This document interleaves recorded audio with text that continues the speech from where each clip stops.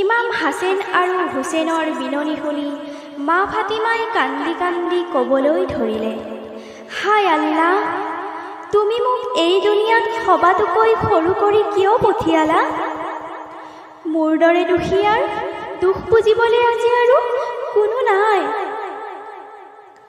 মা জননীৰ কান্দোন সহ্য কৰিব নোৱাৰি আল্লাহ পাকে জিব্ৰিল আলাইহিছ সালামক মাতি আনি ক'লে, হে জিব্ৰাইল, তুমি সোনকালে মদিনালৈ গুচি যোৱা আৰু মোৰ মৰমৰ মা ফাতিমাই কিয় কান্দি আছে খবৰ লৈ আহা। লগে লগে জিব্ৰিল আলাইহিছ সালাম মা ফাতিমাৰ ঘৰ পালেগৈ।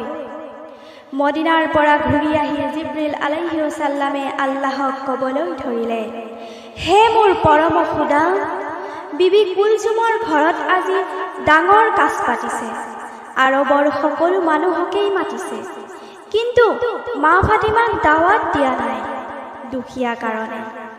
এই কথা শুনাৰ লগে লগে আল্লাহৰ মনত বেজাৰ হৈ গ'ল আৰু কুলচুম বিবিৰ ঘৰত বনোৱা সকলো খানাৰ ওপৰত গজব দিলে। লগে লগে সকলো খানা কয়লা হৈ গ'ল, আনহাতে ঘৰৰ সকলো ধন দৌলত পাথৰ হৈ গ'ল। সুবহানাল্লাহ। কিনো বিলৈ হ'ল বিবি, কি ঘটনা হ'ল?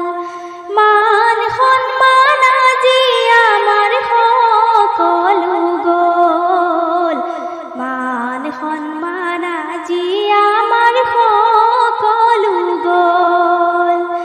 আল্লাহ মোৰ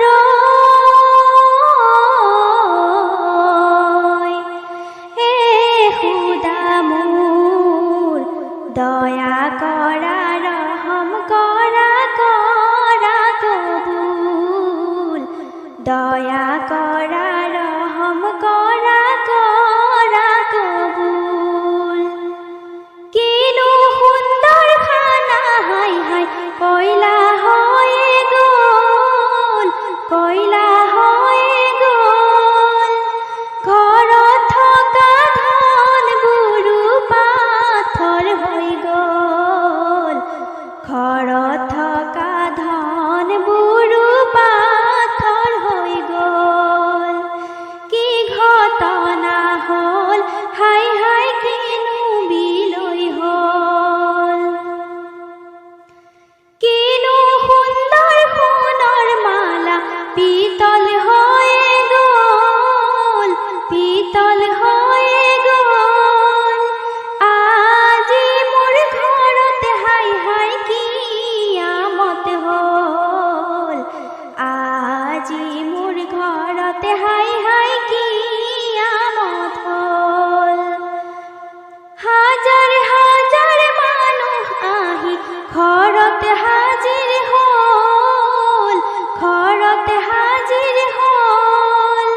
খাবলৈ দিব পৰা নাই, খানা কয়লা হ'ল, খাবলৈ দিব পৰা নাই, খানা কয়লা হ'ল।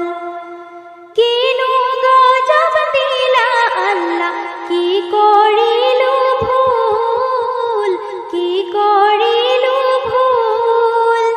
দুহাত তুলি মাগো দুৱা কৰা কবুল, দুহাত তুলি